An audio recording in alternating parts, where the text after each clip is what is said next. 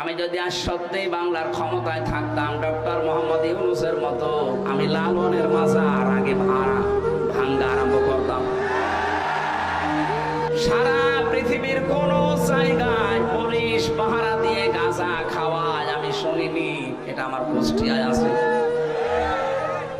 আমার জেলার জন্য একটা অভিশাপ এটা। আর সবাই যে দেখলাম সব সেজদা করছে এই কবরে।